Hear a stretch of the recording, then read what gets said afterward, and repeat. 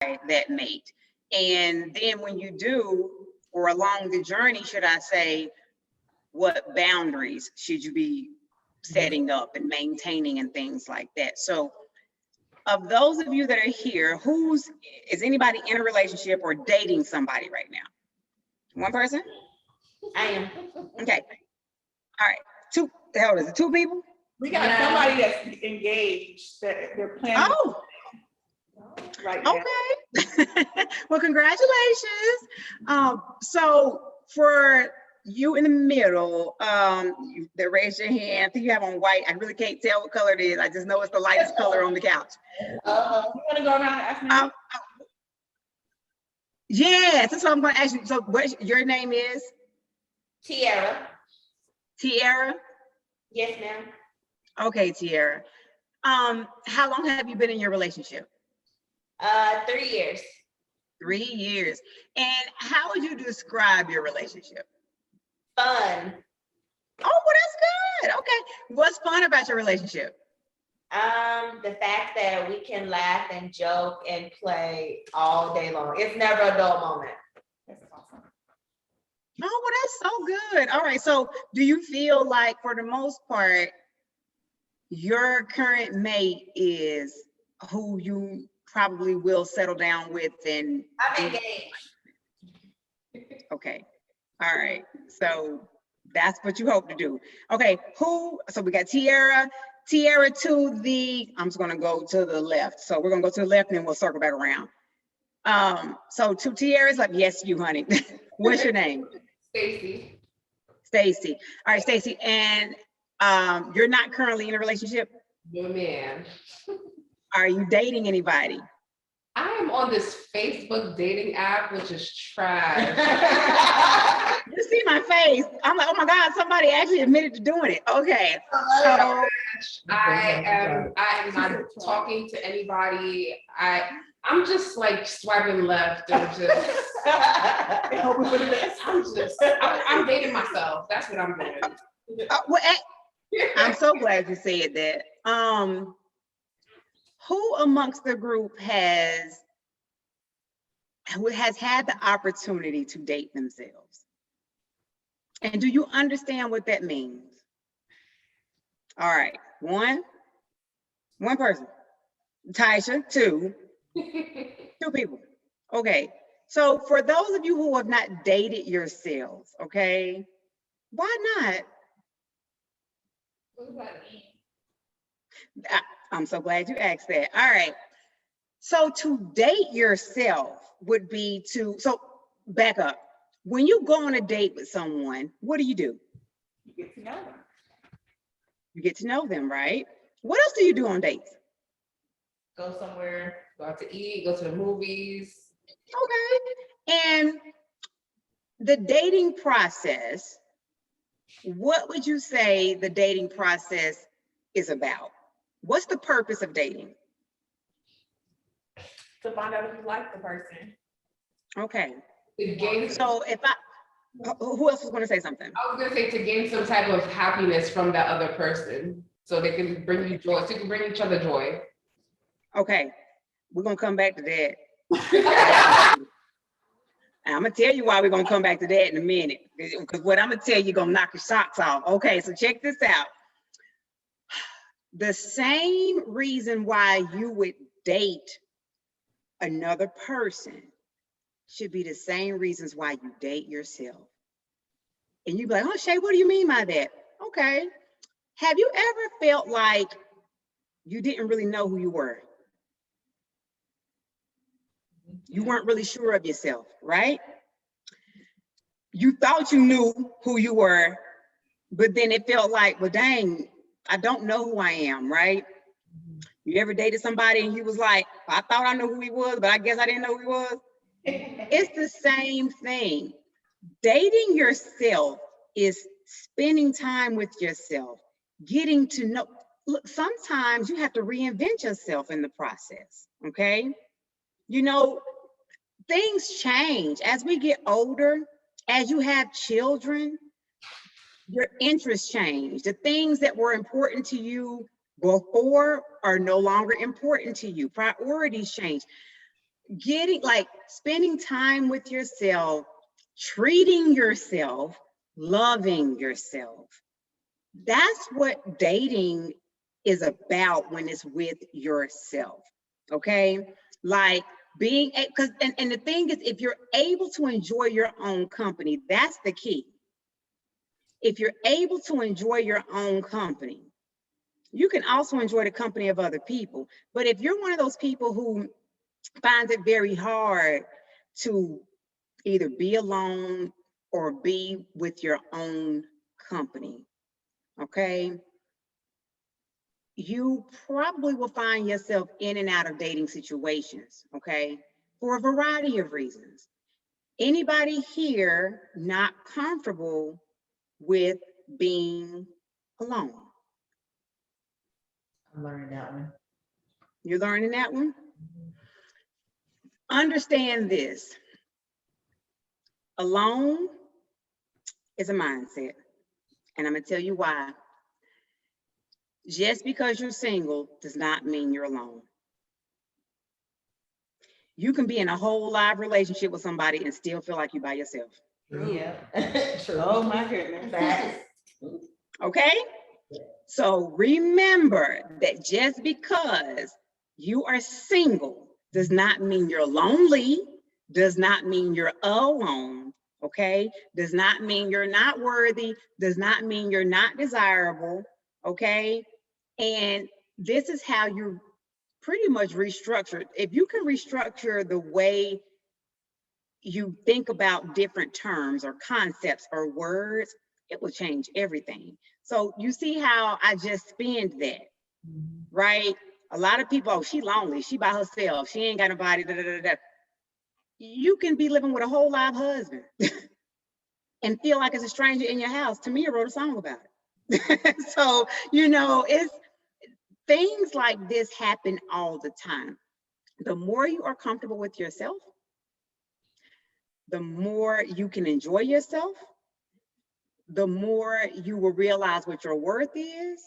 And then when you get in these dating situations, you will not fall just for anything that's talking a good talk. You'll be able to pay attention to actions, which is should be the forefront of everything. Okay, it's not what they say, it's what they show. Because anybody can say anything, right? But do the actions match the words that are coming out of their mouths? Anybody have an experience with the talk game being great, but the action game being lame? What? Not matching, I think not adding up. Got all the poetic justice in the world, right?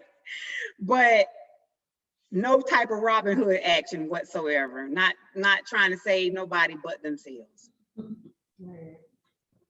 How many of you have the experience of what I call making excuses for people's behaviors? I see some heads nodding, right? Okay. Why do you feel like you can see the red signs, but you make an excuse for them? Hope. Think about that. You see red signs, you see red flags. Let's talk about the color red. Let's talk about the color red, okay? You're driving down the street, you're approaching traffic light, turns red, what do? Speed up. We're gonna talk about that. Let's talk about that. So you driving, turns yellow, you speed up. You speed up because in your mind, oh, I got 3 seconds before this thing turn red. But check this out. What if it's a short light? What if that particular light turns red a second after it turns yellow? And what if within them 2 seconds you thought you was gonna have, the other light turns green and somebody come out? What you think gonna happen? Crash. Gonna be a crash.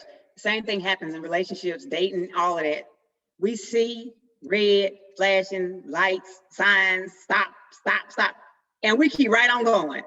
and wonder why we crash and burn. What's so hard about seeing the signs and saying, okay, let me pause? Because technically, that's what you're supposed to do when you see red. Okay, you're supposed to stop. When we're in driver's ed, they tell you when you get to the stop sign, you're supposed to come to a complete stop, right? Look left, look right, left, right again, then proceed through. What do most of us do at a stop sign? Slow down a little bit. Roll through it. You're approaching the stop sign and you looking before you even get to the stop sign. You might tap your brake a little bit just to pause, but you rolling right on through. What do you think happens when you think you got a clearance, you don't stop all the way in? Okay, it happens every day. It's no different in a relationship or in a dating situation where you see signs and you don't stop. And you don't take a second to pause, reflect, to make sense of these signs, okay? Who here has a problem with establishing boundaries? I see one hand, two hands, okay. All right, for those of you who didn't raise your hand, you feel like you got a pretty good grasp on boundaries. Okay, so who in the group finds it easy to tell people no and mean it? One person. If you did not raise your hand, guess what? You have a problem with establishing boundaries. Ah, you didn't realize that, huh? Repeat the question. Being able to tell somebody no and mean it. It depends. Sometimes. Okay. If you And sticking to the boundary that you set, that's the issue for me, anyway. Okay. So the thing about now, think about it from a dating standpoint, right? When you are typically when people are dating, the goal is to put on your best representative. Please understand that when you're dating, you are dating a person's representative. And they are dating your representative, okay?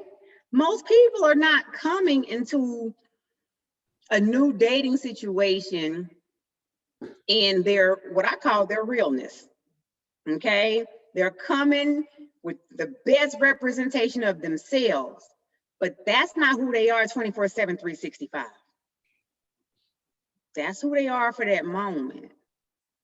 This is where the whole paying attention to the signs and all of that stuff comes into play.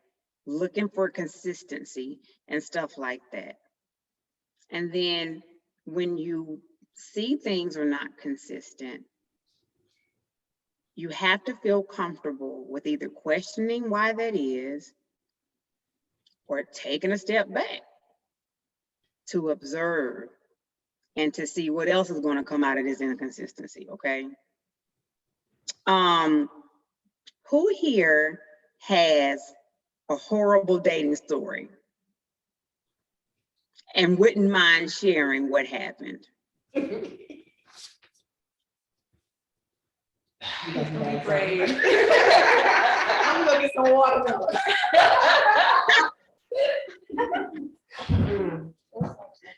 Who has a horrible dating story? Look at y'all. Nobody gonna be brave. Oh, we all got a horrible dating story.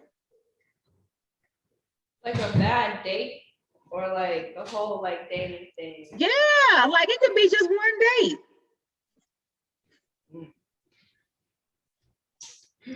There's a lot of those. I'd say like when I went out for drinks with some guy. it was supposed to be like a hookah lounge and I was in a bar or whatever. And he orders me like 6 drinks and he asks me to come to his apartment and he tries to kiss me.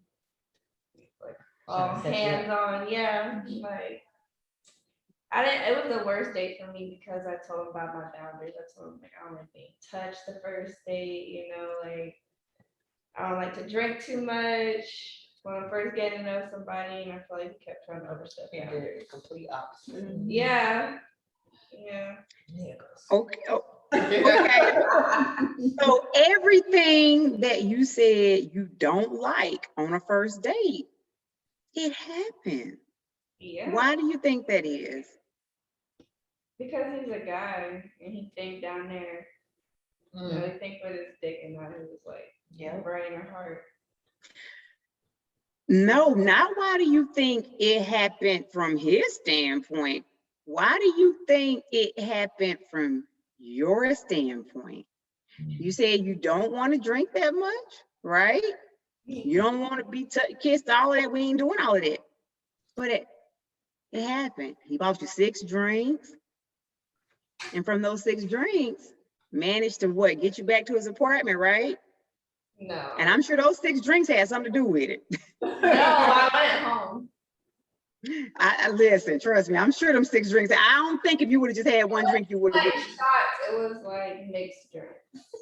Oh, that's even worse. We were there for like 3 hours. That's even worse. We had a good talk, but it was just weird. Okay, so in your particular situation, what I can see happened probably like from jump, and y'all can tell me if y'all feel like this may have been what happened here. No boundaries were established from the beginning. Okay, so because no boundaries were established, like you had your own moral, what I call your moral compass, right? You had your own thing, like I'm not going to do this. You know, I would never do this on a first date, right? But for whatever reason, he didn't get that memo. Okay, so and because you didn't give him that memo, he probably felt like, oh, well, she down for whatever. And like you said, oh, he's a guy, he's thinking with his thing, he's not, you know, trying to be a gentleman, right? So here he is putting you in a position where he can take advantage of you. When perhaps if you had given him, you know, hey, you know, just 1 drink, you know, I'm good with just 1 drink. No, I'm not going back to your place. Those types of things, that's setting boundaries. That's letting somebody know what you will and will not put up with, right? So again, I ask, who's comfortable with establishing boundaries? And once established, maintaining those boundaries. Establishing boundaries is hard. I'm a therapist. I have been, Lord, I feel like longer than I've been alive. And I'm that therapist that will have seen 12 people in a day and will get that last minute call from somebody needing to talk to me at 10 o'clock at night. And guess what? I'm like, okay, give me 30 minutes. I'll put you on the schedule. And here I am at 10 o'clock at night having a Zoom session with somebody when I need to be asleep. This is something that I constantly am working on, but I feel like, well, what if, you know, this is, you know, if they don't meet with me, then they might go do something. But what I'm learning is that I can't control what people decide to do when it's all said and done. Okay, because I can still meet with somebody and they still decide to go do whatever it was that I didn't want them to do.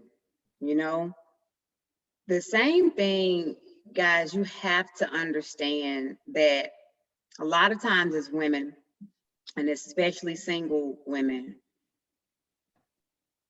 we see other people in these relationships and it look like they got everything. Understand you're not living in these people's houses 24/7. You get to see what they want you to see, okay? But all that glitters is not gold, all right? And it's so important to understand that you do not have to compromise your values, your morals, anything that is not right, just to say you got somebody. Never ever allow yourself to not establish boundaries and then maintain those boundaries just to say, I got a man. Okay? Because what ends up happening is you will lose your identity behind trying to have a man. And there's nothing worse than not knowing who you are in a relationship. I know women who identify themselves as Mrs. in their husband's name. I'm married. I am Mrs. Shay Baker. My husband's name is Brian. I'm not Mrs. Brian Baker. That's not my name. I have my own identity. And in any healthy relationship, you should be able to cultivate your own identity. You should be able to have an identity that sets you apart from your mate. And with those two identities, y'all should be able to just be this power couple or whatever you decide that you want to be, that is healthy and positive and promoting, a whole family unit the way that you guys see fit. But no one person should be overshadowed because you don't feel comfortable with setting boundaries. And you're afraid to be by yourself, so you're out yourself. And more oftentimes than not, we settle. Anybody here ever settled just to say, or not even just to say, just to feel like they had somebody? Yeah, yeah. I have. I've settled, knowing good and well that I could have done better. But at that time, it just felt better to say I had somebody. I ain't had nobody. Might as well not have had nobody. So, you from situations like that, you should live and you should learn. But if you find yourself dating the same kind of person over and over again, now what I'm about to tell you is a light bulb moment. You are the common denominator between those different people. So guess what? You got to look at yourself and you got to figure out why you keep choosing the same type of person. What is it about that person?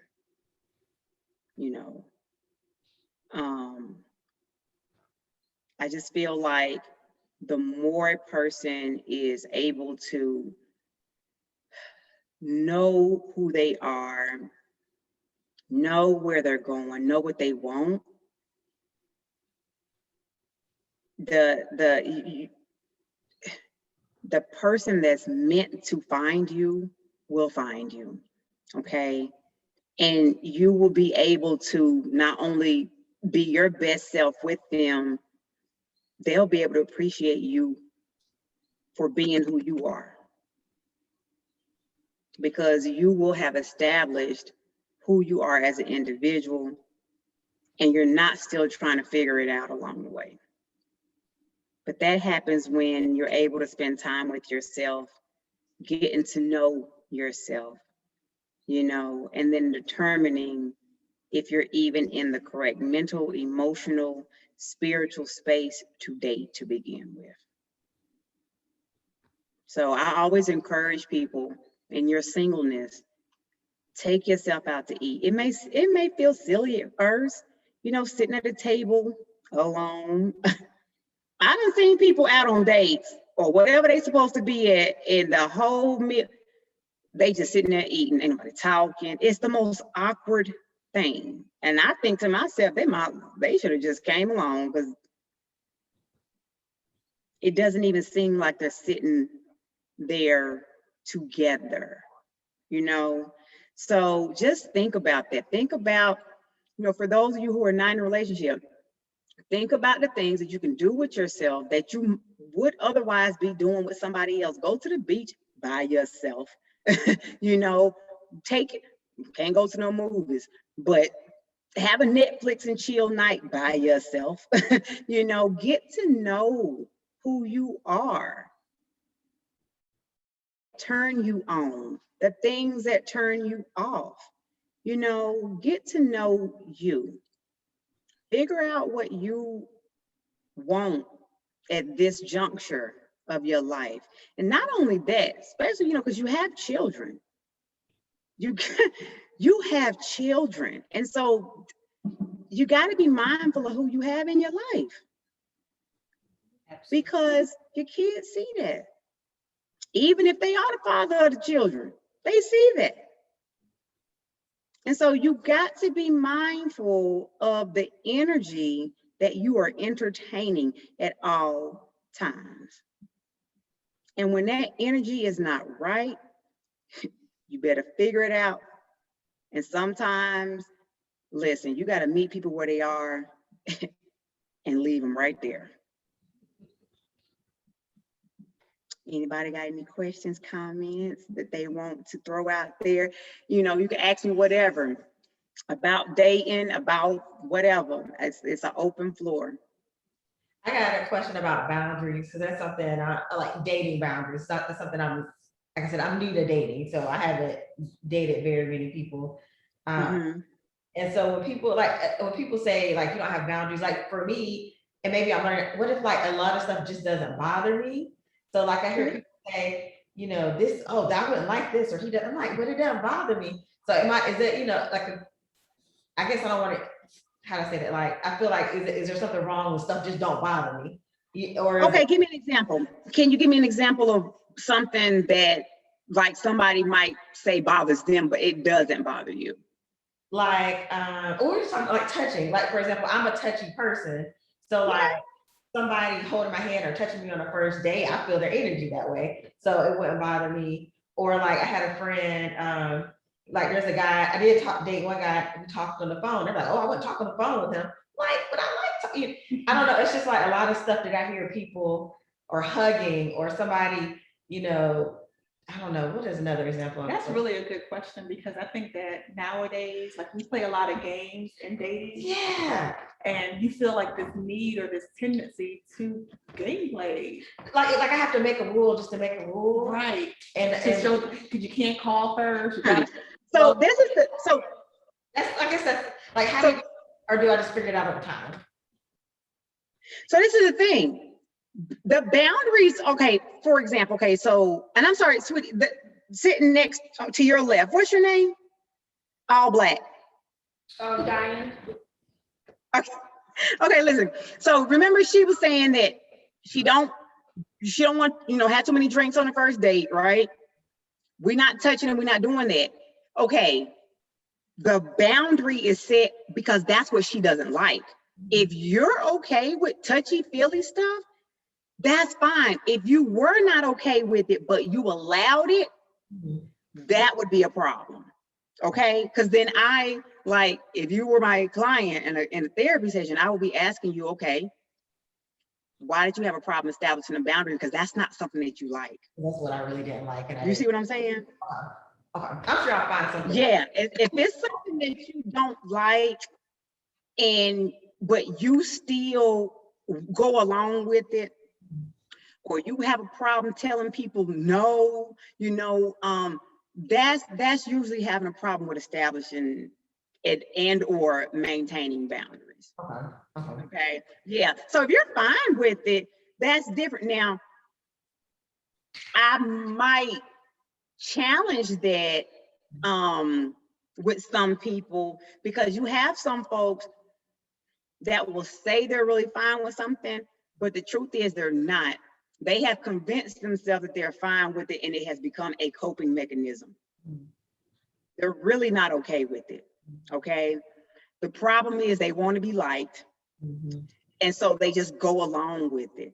And they have convinced themselves that they really are fine with it, when it actually provokes anxiety and all these other stirred up emotions inside of them. So, but if you know, like you said, fine, touch me, I need to feel that energy, you good. Okay, okay. So just to clarify, I love that you, what you said at the end of that. So in order to discern when it's truly a boundary or a need for a boundary, and you convince yourself otherwise, the key is how you feel. So being conscious and aware of what's happening in you. Like if you feel anxiety when something happens, Absolutely. it makes you sad, if you feel some kind of way, that's something how that's you probably know something I need to you establish need to a set a boundary. boundary. Okay. That's how you know that you're really not okay with it. If it's causing you to feel away, Okay, you know, if it's triggering something inside of you that is not a good feeling, okay. and you don't feel comfortable saying something about it, then yeah, you probably have a problem with establishing boundaries, you know, and it would be worth looking into why that might be the case. Okay. That's so good. Yeah. Yeah. So I Anybody have a else? question. So some people have not dated in a long time or just are re-entering the dating field and they don't trust themselves. How do you reestablish trust within yourself in dating when every single time in the past you blew it? Like you missed the red flags, you felt you overrode yourself. Like how do you get to trusting yourself again? Honestly, this is where I have to tell people, this is where you would probably need to trust a professional outside of yourself to help you get to the root of why it is that you're choosing the way that you're choosing and making the choices that you make when you're in these dating situations. Oftentimes, like, so, you know, in therapy, we teach people, it's a, without going too deep, it's a cognitive triangle, okay? And it's the ABCs, right?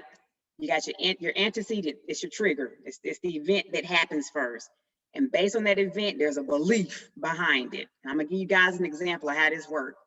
And based on that belief, it's gonna cause some sort of action. It's gonna cause an action or a reaction. Case in point, the triggering event. You meet this nice looking guy, he ain't got no kids, got a good job, right? Your belief, I don't deserve him. I got 4 kids. I need to lose 50 pounds. Ain't no way in the world he like me. He must just want me for sex. What do you think that mindset is gonna cause you to do? Run from him. Sabotage. Run. Okay. Scenario number 1. All right. Scenario number 2. You meet Raheem, who sells drugs or whatever. You know, got 4 baby mamas and a wife. 4 baby mamas and a wife. Okay. And your belief is, oh, he fine. Oh, he got kids, I got kids. Oh, he said he not happy with his wife. What do you think that's gonna cause you to do? Be trite. Oh, let me see what Raheem is about. Knowing good and well, all the signs is there that Raheem probably not good for you, but you dismiss Joel. Do you see where I'm going with this? You can have it. The belief associated with those events is going to cause you to do or not do certain things. And if you pay attention to your pattern, you will probably see that, oh God, every time a dude that was good came into my life, I had this thought that I didn't deserve him. Who told you that?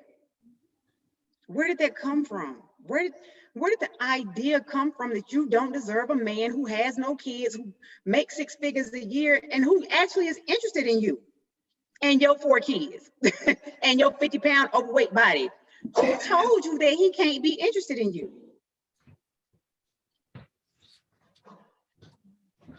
Okay, you see where I'm going with this? This is why, so Taisha, to answer your question, for people who find themselves in this circle, this dating circle, I would encourage them to seek counseling to understand their thought patterns that are leading to this hamster wheel that they keep finding themselves on. That's good. I think that's pretty good because it just makes you think like, what do I believe about myself that I settled for that? So it's like, Yep. You know, even though I know I see red flags, why, you know, what about me that I don't like about myself or that I believe I can't have, that I'm settling for what is less than what I deserve? So yeah, that's pretty good. Yep. Yeah. Yeah. And you really have to dig deep and say, you know what, where did these messages come from? Because and I'm gonna tell you, I mean, I can give you an idea where they come from. Most of the time it's coming from what we see on social media. We look at who ends up with these type of men and we see what they look like and we say, I don't look like that. Surely nobody would. Y'all, Beyonce got cheated on so many times, Lord Jesus, and probably still get cheated on. I don't care that Solange beat up Jay-Z in the elevator. It don't matter. That woman still got cheated on. Halle Berry got cheated on. It does not matter what you look like. A person is going to do what they want to do at the end of the day. Yeah. You can't make nobody do nothing. So if anybody has ever said, oh, you made me mad, no, you chose. It's a choice. It's a choice. People choose their behaviors. They do. Always remember that. Can't nobody ever make you cheat on, nobody can make you do anything. It's a choice. If you cheat, it's because you chose to cheat. And the same way you chose to cheat, you can choose to do something else. I tell people this all the time in couples counseling. It's a choice. And there's power in your choices. You choose to keep dating the same kind of person. Stop it. Stop it. And understand that you can choose differently. And you choose differently when you believe that you deserve better. And when you believe you deserve better, guess what else happens? Your actions will line up and it will prove that thought process that you're having is right. Next thing you know, you out here taking better care of yourself, drinking more water, wanting to exercise, and all of this other kind of stuff. When we feel like, I'm telling you, I'm speaking from experience, okay? When you feel like I deserve the best life that I can possibly live, your actions will line up with those thought processes. But if you feel like I deserve this bum dude, I deserve getting hit on, I deserve your actions will follow that thought process and you will find yourself in the very mess that you're thinking. So this was awesome. We have the next people in the waiting room. So I hate All right. I enjoyed talking to you ladies. Sorry I was late. My son's getting married tomorrow, so I had a wedding rehearsal tonight. Yeah, but y'all enjoy your retreat. And I wish I could have been there in person, Taisha, but yeah. Thank you. Yeah, definitely. All right, ladies, y'all enjoy the rest of your time, okay? Do you have any resources you want the ladies to know where we can find you on social media? If you have a business page, any of that, you want to share that? Yeah, my website. Yeah, what I'll do is I will email it to Taisha and Taisha can just forward it to you all so she has all your information. Thank you. Thank you. All right, y'all. Enjoy your time. Bye-bye.